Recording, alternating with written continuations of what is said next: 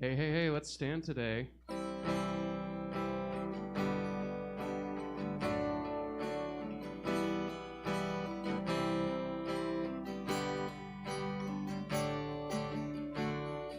Bless the Lord, oh my soul, oh my soul, worship His holy name. Sing like never before, oh my soul, I'll worship Your holy name. The sun comes up, it's a new day dawning. It's time to sing Your song again. Whatever may pass and whatever lies before me, let me be singing when the evening comes. Bless the Lord, oh my soul, oh my soul, worship His holy name. Sing like never before, oh my soul, I'll worship Your holy name. You're rich in love and You're slow to anger. Your name is great and Your heart is kind. For all Your goodness I will keep on singing. 10,000 reasons for my heart to find. Bless the Lord, oh my soul, oh my soul, worship His holy name. Sing like never before, oh my soul, worship Your holy name. And on that day when my strength is failing, the end draws near and my time has come, still my soul will sing Your praise unending. 10,000 years and then forevermore, forevermore. Bless the Lord, oh my soul, oh my soul, worship His holy name. Sing like never before, oh my soul, I'll worship Your holy name. Bless the Lord, oh my soul, oh my soul, and worship His holy name. Sing like never before, oh my soul, I'll worship Your holy name. Yes, I'll worship Your holy name. I'll worship Your holy name.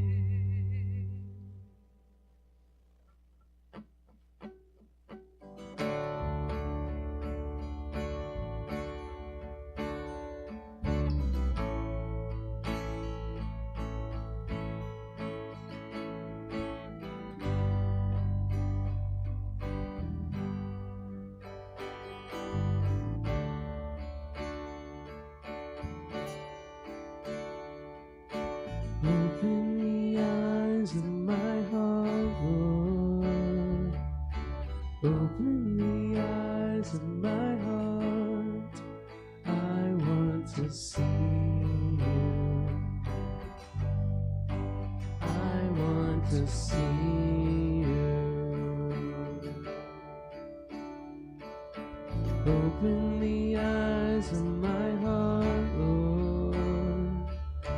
Open the eyes of my heart. I want to see you. I want to see you. To see you high and lifted up, shining in the light of your glory. Pour out your power and love as we sing, holy, holy, holy. Open the eyes of my heart, Lord. Open the eyes of my heart. I want to see you. I want to see you. Open the eyes of my heart, Lord. Open the eyes of my heart. I want to see you. I want to see you. To see you high and lifted up, shining in the light of your glory. Pour out your power and love as we sing, holy, holy, holy. Holy, holy, holy. Holy, holy, holy. Holy, holy, holy. I want to see you. Holy, holy, holy. Holy, holy, holy. Holy, holy, holy. We want to see you. See you high and lifted up, shining in the light of your glory. Pour out your power and love as we sing, holy, holy, holy. See you high and lifted up, and shining in the light of your glory. Just pour out your power and love as we sing, holy, holy, holy. Holy, holy, holy. Holy, holy, holy.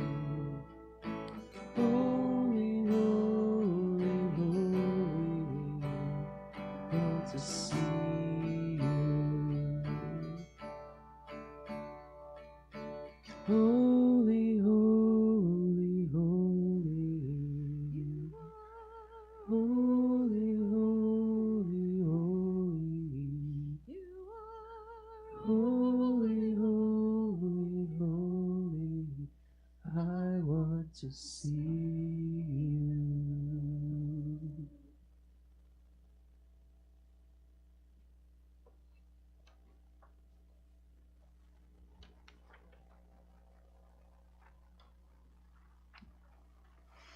Good morning. Hello? Bueller? Well, I do have something prepared, but I also thought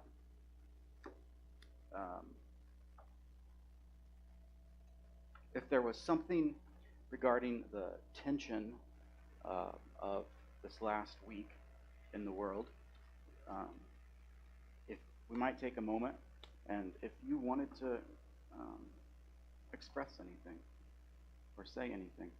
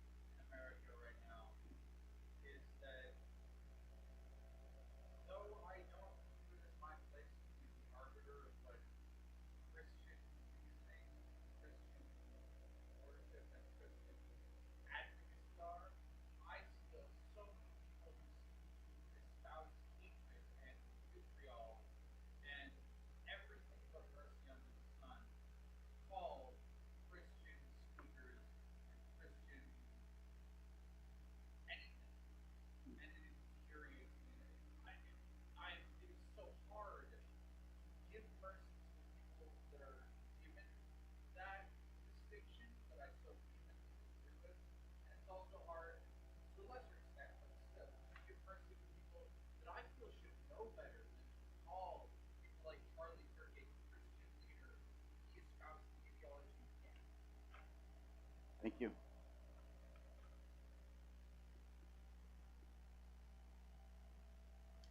I will I'll be honest with you. I didn't even know who Charlie Kirk was until this week. Yeah. Okay. Yeah. Yeah. But then I thought that's problematic too. How can okay.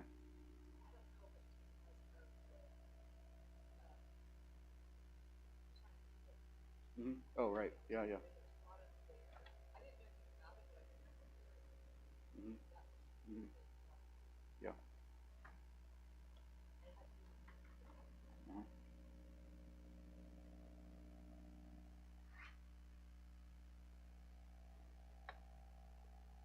Anybody else?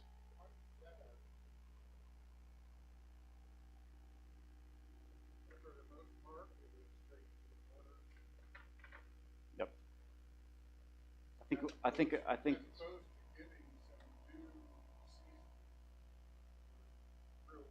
mhm. Yeah. Well, I think we were helped along in that regard to polarize.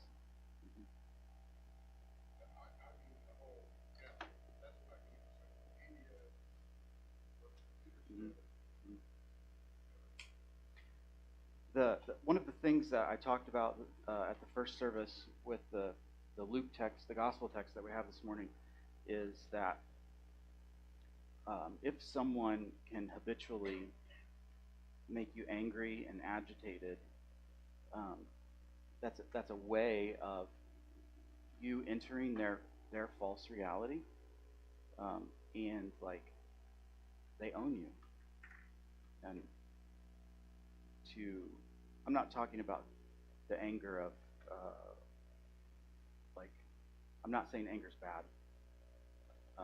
I'm saying if someone chronically is able to elicit your anger and your frustration and your disgust, they actually own you, and you gave your power to them. Um, in the book of First Samuel, chapter 7, David was like this gangster on the run band of like a tribal um, band that ends up being a monarchy, but it started as a band that was mobile. And there's this part where David says to himself, I have finally made it out of the tent. I don't live in a tent anymore. I live in a house. And then he says, oh, but the ark or the Lord, I've not built a house for the Lord. I've not built a temple for the Lord. The Lord's still in a tent. And through some means, God says, when did I ever ask you to build a house for me? When did I ever ask you that I needed you to make a temple for me? I never said anything. And then God lists all of these like We wandered through the desert. You were slaves. We were together in Egypt, laboring. Whenever have you ever heard in any of your tradition to David that God needs a temple? So God does not want them to have the temple. Then, but even prior to that, he didn't even want them to have a king. No kings. King, sorry. Need some water. No kings is what I said. Well, I didn't mean to invoke that, actually. My bad. I really wasn't trying to do that. No. Okay. Sorry. No. Because I don't know enough about that to have done. Oh, thanks. Oh, there's even ice in it.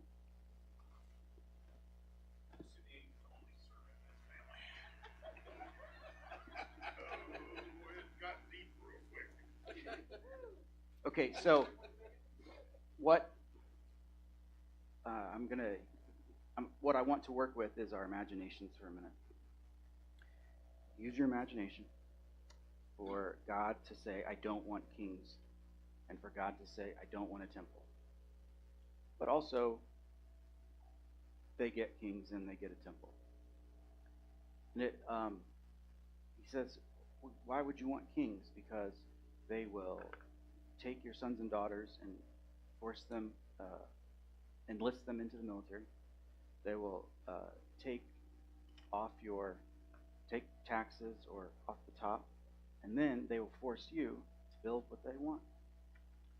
Why would you want that? So use your imagination to kind of think about God interacting with the ancient Hebrews in a way as to say, this is not going to go well with kings in a temple. But nonetheless, you get it. So then the kings of Israel, if you've ever read the Old Testament, there's this real repetitive thing where they observed the ways of the Lord or they didn't. And when they did, things went well, and there was peace, and everybody was okay because they weren't focused on amassing power for themselves. The bad kings are the ones that increase taxes, and it's a little bit different when you're taking,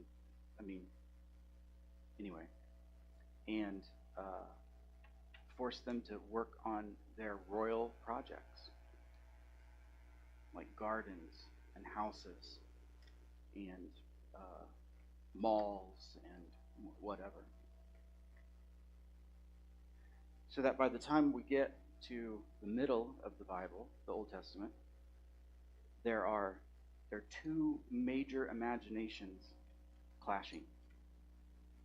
The royal imagination, which believes that it is the king, and the prophetic imagination, which continues to poke holes in that false imagination so that you can accept reality. Let me give you an example. If you're going through the book of Esther, you're going to notice that the king Xerxes, he has classic royal imagination. So much so that he does not permit any sadness. Right? He does not permit any sadness around him or to hear about it.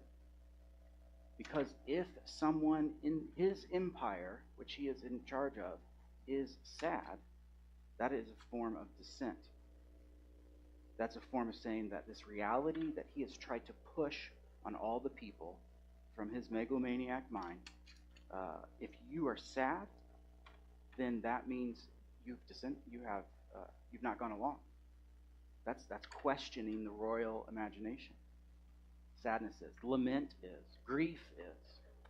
So is if he wants you to be, if the royal imagination wants you to be angry, and you choose joy and peace instead, that's also resisting that false imagination or that false reality.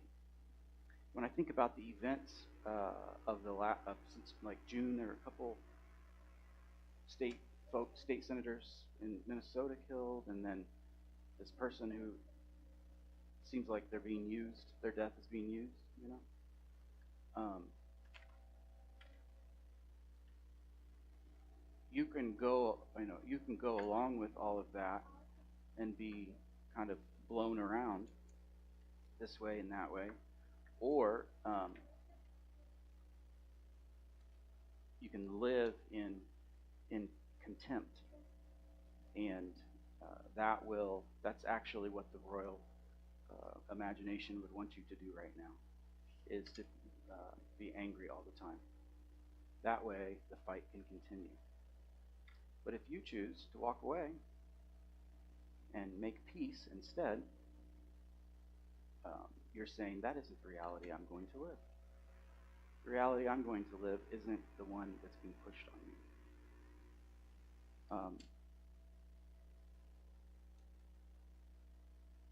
So like joy, sadness, peace, grief, those are all protests that you're saying, oh, I'm not going along with this narrative.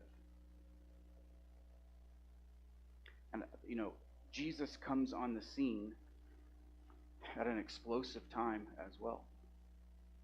And the thing that he offers that none of the other groups are offering in his day, the ones that you could be a part of, maybe the political groups, the religious groups, the social groups, none of the other groups are offering mercy. They're all trying to figure out life or fix life in a different way. I'll be real brief, and then we'll move on to conversation. You've heard of the Pharisees? They try to fix life by following rules, and like really coming down heavy on everybody who didn't. Sadducees were another group, and they tried to fix life, the problems of life, with money and power, deals, negotiations. They tried to try to settle themselves by being in power. And there's a movement called the Essenes that Jesus came into, and they tried to fix the problems of life by retreating. They formed a monastic group and left. And they looked at the world, they said, I'm out of here. It's a little bit problematic because you take the world with you no matter where you go. But and I love monastic stuff, but that's how they tried to fix the world. And then the Zealots, the other group, the last group, they tried to fix the world with the sword. Guns and bombs. So you have this group who's trying to fix the good but broken world with rule following and slapping God on it. And this group who is trying to fix the world with money and power. And this group is trying to fix the world by exiting it. And then this group who's trying to fix the world with guns and bombs. None of those groups offer mercy.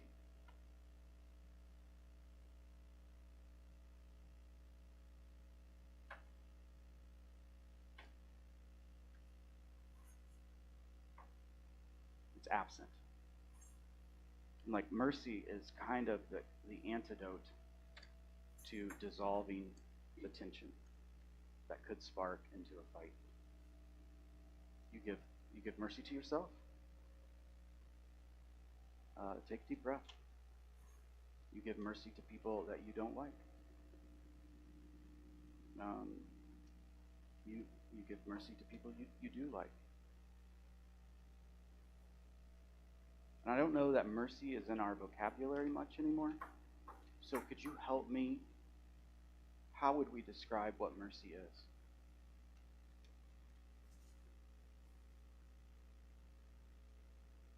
In elementary school, there was this game where you grabbed each other's hands and tried to twist the wrists or fingers, and then who couldn't continue yelled, mercy, meaning they lost, but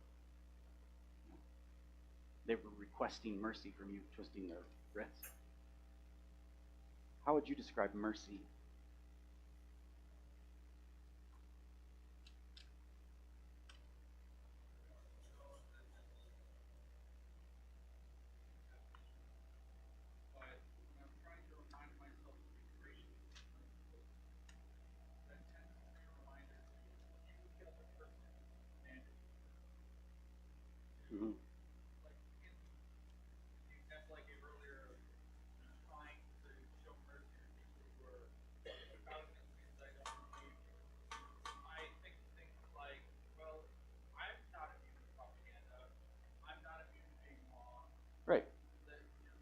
Yes.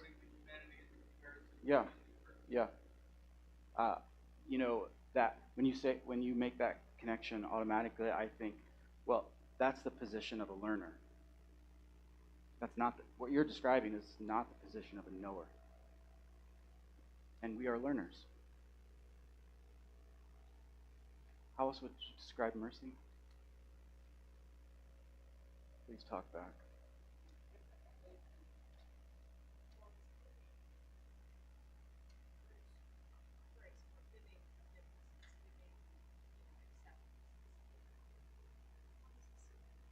Hmm. Hmm. Hmm. Is your middle name Grace? Okay. Whose middle name is Grace? Anybody? Okay. Okay. There we go. Um, I'm not saying that you don't protect or defend or engage. Um, I'm not saying any of that. I'm talking about protecting your own heart. Um, and mercy allows you to be disgusted and have grace at the same time. You are able to hold both of those at the same time. Or angry. Let's just use that one. You can be angry and uh, offer acceptance at the same time. We have that capacity.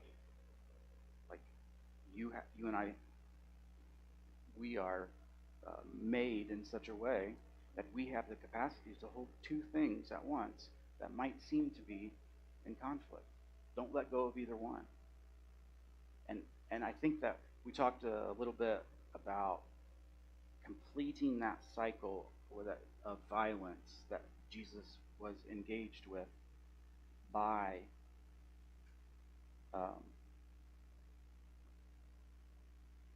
escape. He let the guards, the soldiers, off the hook by saying, "Father, forgive them; they know not what they do." Like they nailed nails into his body, and he says they don't know what they're doing. Forgive them.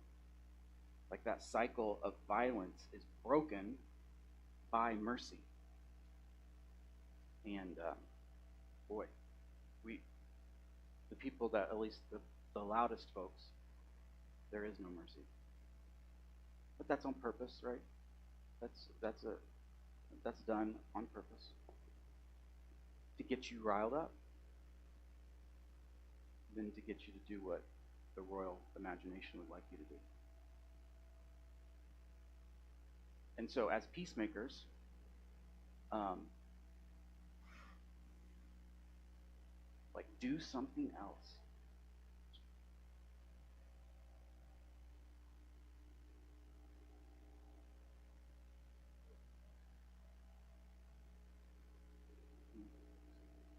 Mm-hmm.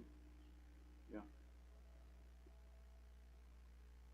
So coming back to mercy, how would you describe that? What is a context for that works? What other words would you use to define it? Patience. Thank you.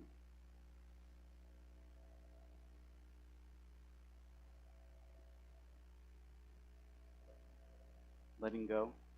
There is definitely like the cutting of a, those black rubber bands that they use in semi trailers. You can stretch those things, but they get like they have a lot of what potential energy. And when you cut those things, watch out. But it just releases, and then it's gone. And mercy it cuts that tension um, and lets it subside.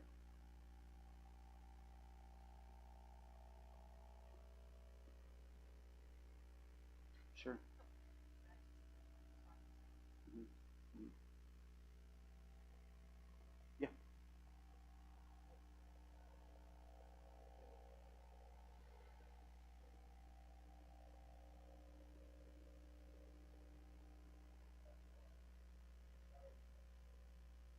Okay. It does.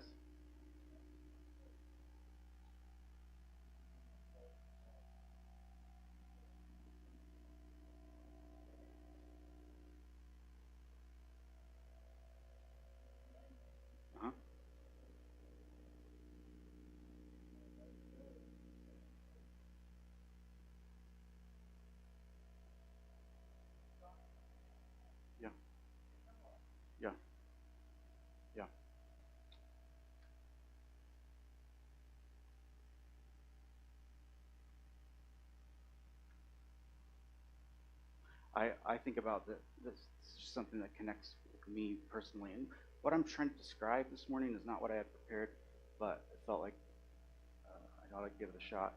This is kind of, I mean, this is kind of mystic, you know. It's not tangible. Um, um, Trying to get you to catch something rather than teach it to you. Right? I don't think it can be taught. Like you got to catch it. Um, but Gene, there's this one passage in Isaiah where God just keeps saying over and over again, "Who says? Who says? Who says? Who says that that's going to happen? Who says that's the way things are? Who said? You know, like who says?" And I think about that.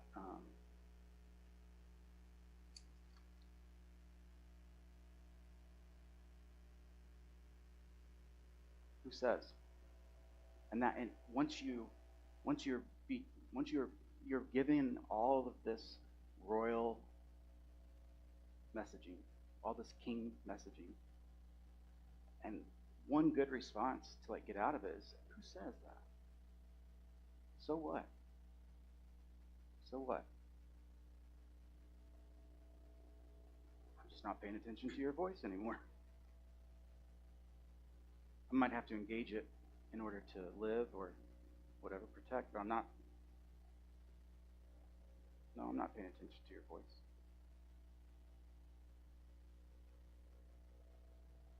It isn't the royal voice that I am centering around.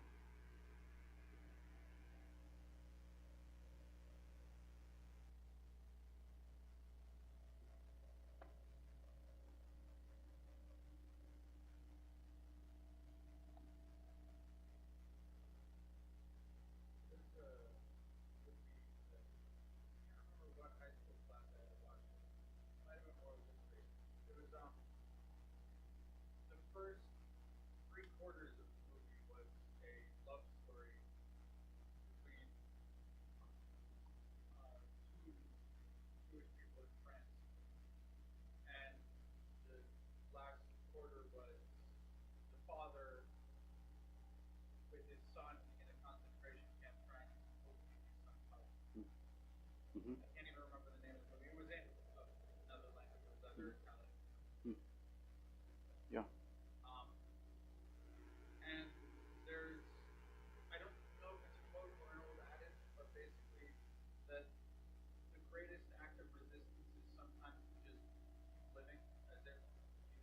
Sure. Right.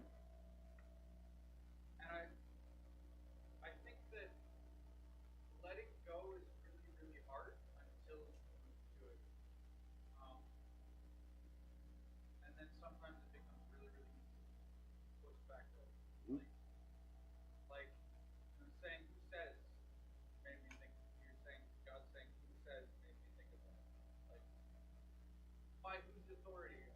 Sure. Yeah. Yeah. Mhm. Yeah. Yeah. Who says I have to argue? Who says I have to fight? Who says I have to be angry? And I like there's no voice out there, at least one that it can be magnified currently, that has mercy in it. I mean, that's on purpose, but still, uh, I mean, it's you and I and folks like us that find creative, imaginative ways to offer mercy to the people we live and work with.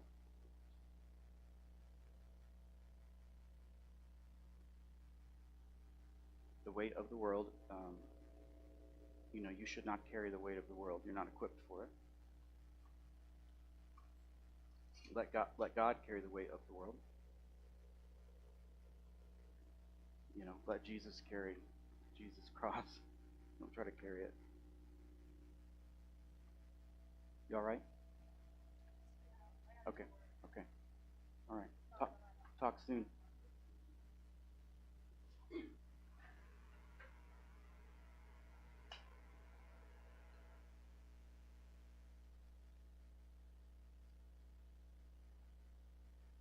Well, was I want to tell a story about mercy that's just an example story, right? It's not this macro socio-political, we're going to end up fighting each other if we don't show mercy. This is just a mercy thing in my life. Probably the first time that I ever experienced it, or maybe, yeah. My great uncle was like this big outdoors person, um, and he had been a Navy something or other, and smoked his larynx away, so he had a tracheotomy. And um, as a young person, that was a little like as a kid, that was a little like made me feel bad, um, and I was a little afraid of him. Um, so he uh, he was a hunter, fishing, like trapping. Spent his most any time before he couldn't get out anymore outside, and so he taught. He would teach people in the neighborhood how to skin and butcher a deer during deer season. And he would bring his knives down, and he had this sharpening stone, and it was like it's probably 8 or 10 inches long, maybe 3 or 4 inches wide. Had two different surfaces, one on each side. And while he was trying to show me uh, how to, make the cuts and sharpen the knives, and like I have cut my hands with every knife I've ever held, And he's being really delicate and really wanting me to pass this information on, showing me how the deer works, and through this voice that I can sometimes not really understand. And uh, long story short is that sharpening stone, I knocked I knocked it off the table, and it fell on the garage floor, and it broke in two, and everybody saw it. Like everything went like screeched to a stop, at least from my perspective, and I felt like scared and sick, panicked maybe, because some of my my extended family, uh, they were rough folks, um, and in that moment he stopped, and he looked down, and he slowly bent over and picked it up, and he gave me the other half. And I I try to think about those types of creative ways of showing graciousness and mercy in very tense times. That was very creative, right? Those aren't the two paths that people normally take when, in my mind, someone breaks their treasure, you know. Completely out, out of left field. Third way, Jesus comes into situations, and all the voices are saying there's way A and way B. Jesus comes into the situations, and he's like, well, why don't we try C, D, E, F, G, H, I?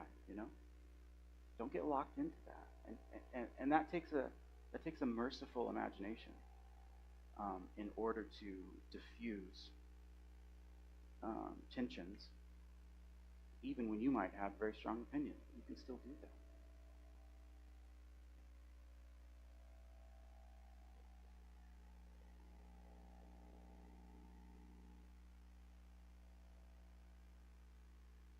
All right, so what are you thinking?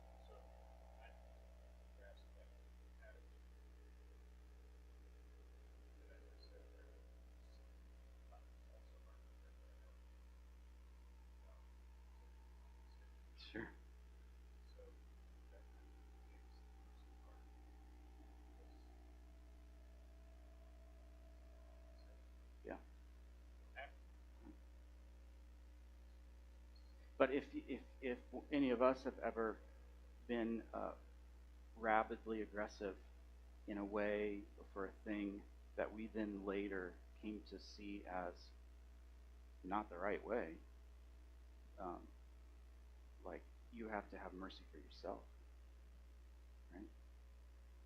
It's great. It's a great place to be to say, I don't know what to do.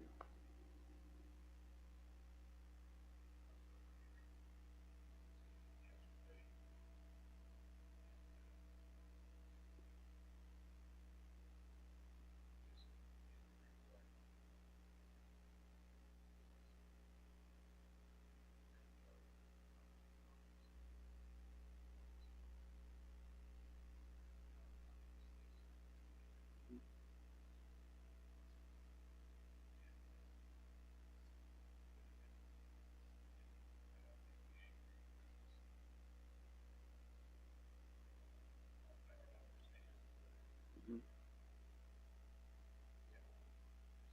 Mm-hmm. Mm-hmm.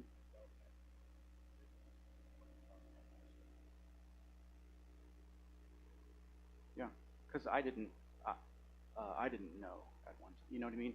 Like I was the person who Jesus is saying, um, Josh doesn't like give him give Josh a pass right now. He doesn't know what he's doing. He doesn't know the extent, right?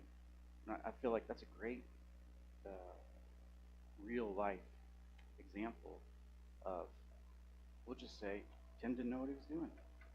That's wonderful. Right. But we're all forced to choose. Yep. And time is the gift because that's what remains is the thing that was solid. Yeah. So just pay attention to how things play out, and what remains is the path that you should take.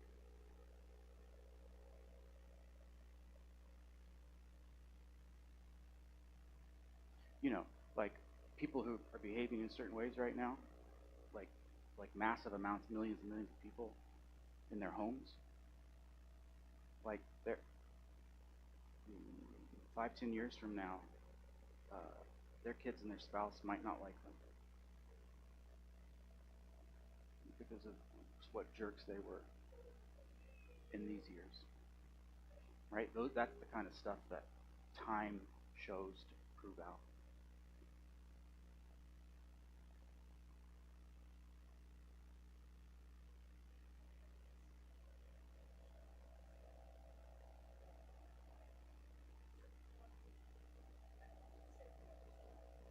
Yeah, yeah,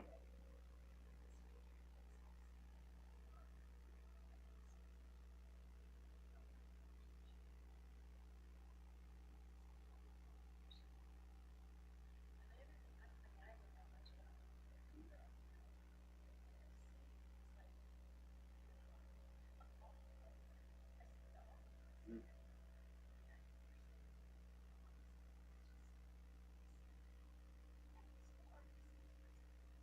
yeah, yeah, yeah,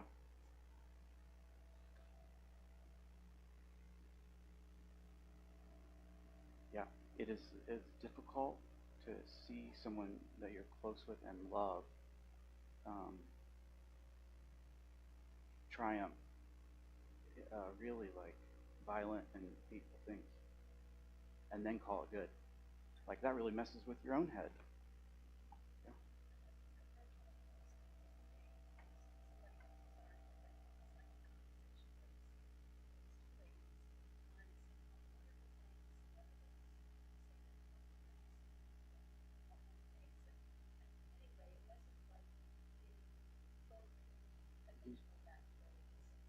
Mm-hmm. Mm-hmm. Mm-hmm.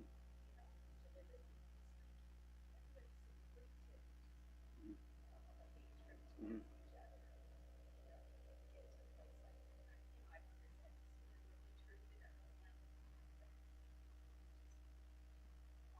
Mm-hmm. Mm-hmm. Yeah, and in normal times, no one would have even paid attention, right? So his death is being used to sow division on purpose. This is not, it's not like this doesn't normally, this wouldn't normally reach the level that it has in normal times, whatever that might mean. So that's on purpose. Yeah. Anybody else? I just think like it's good for you to. It's. I don't want you to be sad and feel pain, but it's good. It's good to grieve.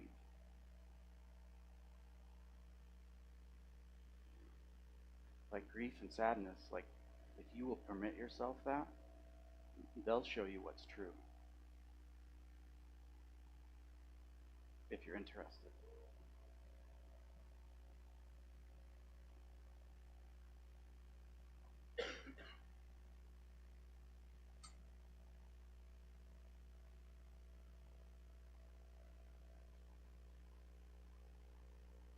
Like the royal imagination doesn't want you to be sad or grieve. It just wants you to either be happy or hate.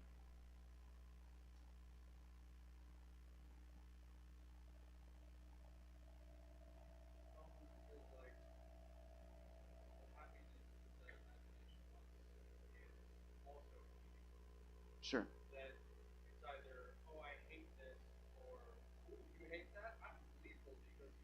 Mm-hmm. Mm-hmm. Yeah. Oh, yeah. It is. Um,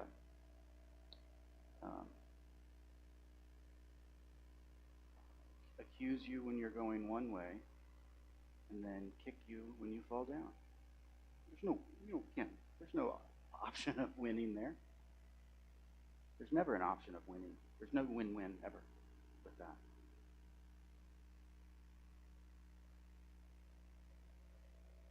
It's either win-lose or lose-lose.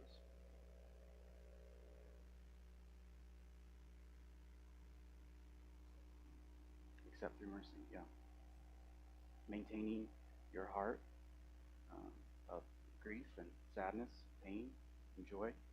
Um, the text today, Jesus is talking to some Pharisees, and they are grumbling about him hanging out with, quote, sinners. Right? There's this classification that the Pharisees used. These folks are sinners. Now, there's some conversation about actually maybe they might not have even been sinners according to the Pharisees' own rules. What were these sins that they were committed, and how can someone be a quote sinner in comparison to someone who's not a sinner? Right? This is what Jesus is entering. Anyway, they're grumbling, complaining about their fellow rabbi who hangs out with people he should not. Unclean people, people who are poor, people who are, Matthew was a traitor, to his country, and he stole from his family members when he collected taxes, right? Jesus is hanging out with Matthew. And prostitutes. Although that is like really clear that in that time, maybe also today, that was about like eating, like having enough to eat, because you had no more home. So that's more systematic. But they're grumbling, and so Jesus tells a couple stories. It's the person who lost a sheep and took off, left the 99 to go find the one, which is kind of ridiculous. And then a woman who lost a coin, and she finds this coin. And in both of those situations, those stories that he tells, the Pharisees are grumbling about people who are, quote, lost, and Jesus is telling stories about items that are lost and being found.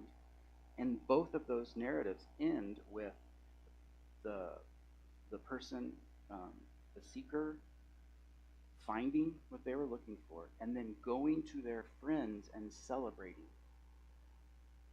In the midst of this table of all of these super smart, well-educated, grumpy, grumbling, non-inclusive group, he leans back and tells two stories about people celebrating finding lost things. Right? They presented him, here's the narrative, and he said, well, why don't we go find whatever you think is lost, and then we'll celebrate together. You know, I mean, that would really like tick them off, because he just showed them that they don't have any joy.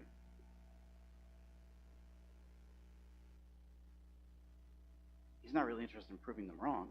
Like that's an invitation. You can have joy too. You don't have to be jerks. You don't have to live hating others. Right, right. Yeah. You know, but like he throws rejoicing and celebration out on the table when everybody else is complaining.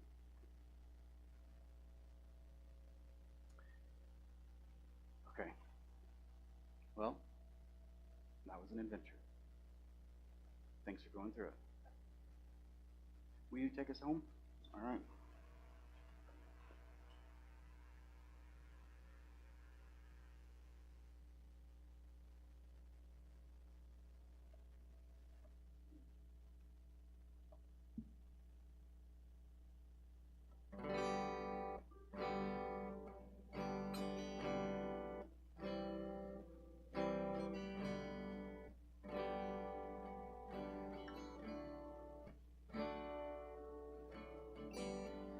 I have a maker.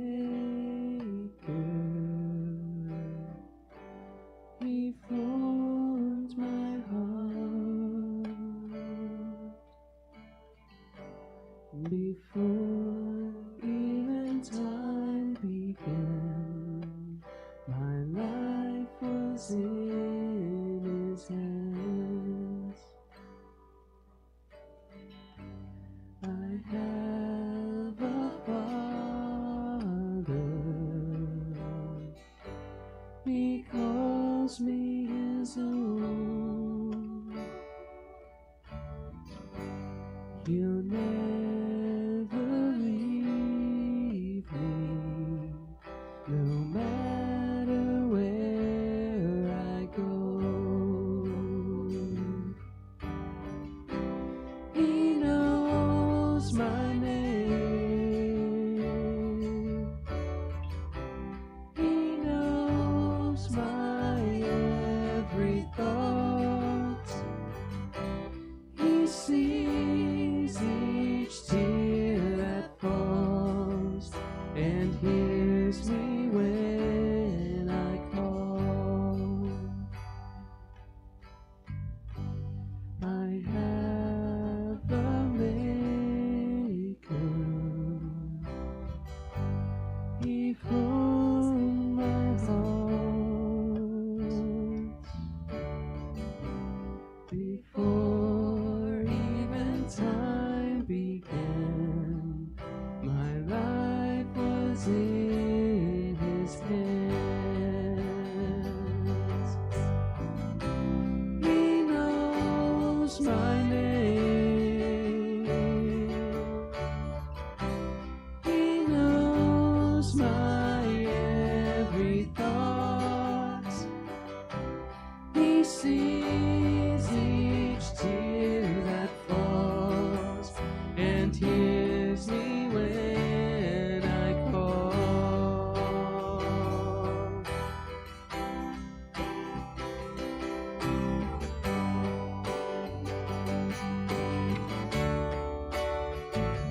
When I call.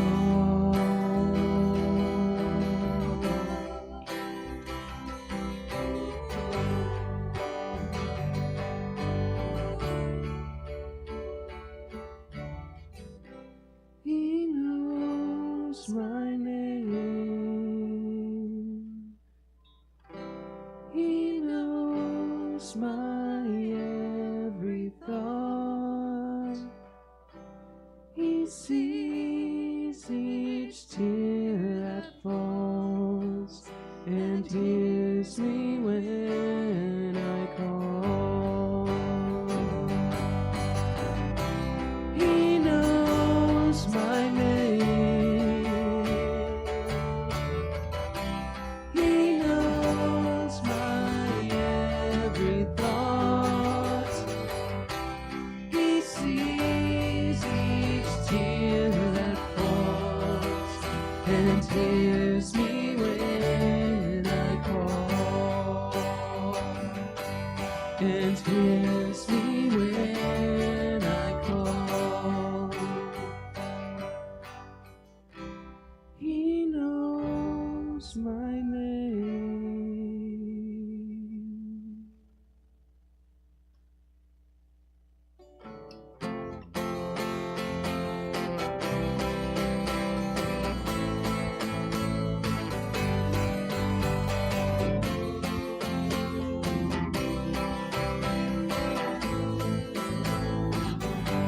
We're reaching out to welcome you, God.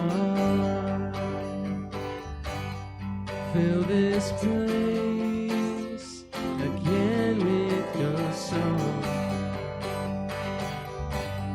Flood our thoughts with wonder and awe. Give us a greater glimpse of an ever-changing God.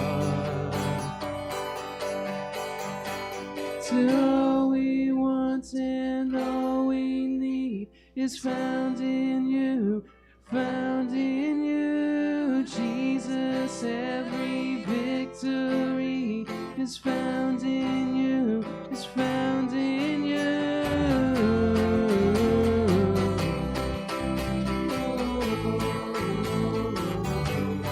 Open wide our hearts now to yours.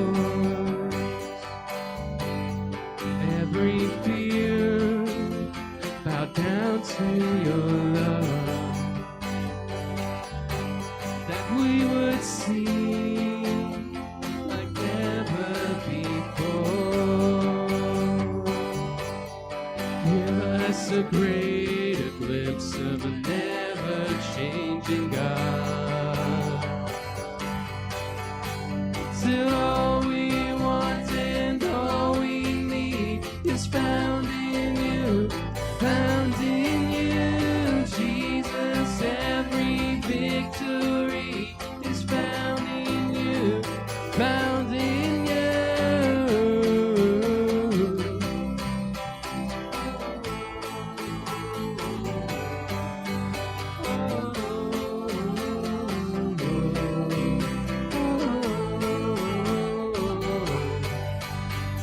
And in your presence there is freedom.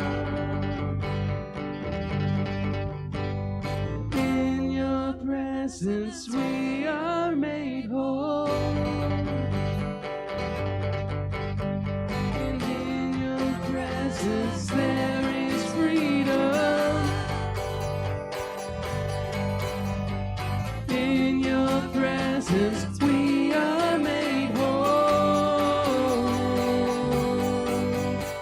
Till all we want and all we need is found in you, found in you, Jesus. Every victory is found in you, found in you. All we want and all we need is found in you, found in you, Jesus. Every victory is found in you, found in you.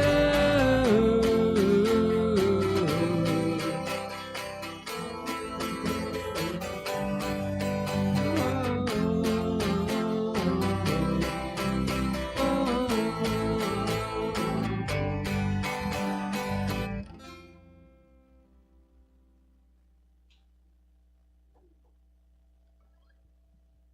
I will see you, most of you, tonight at 6:15, and I'm going to bring a couple of friends of mine along with me, and get a chance to meet them, so I'm looking forward to that.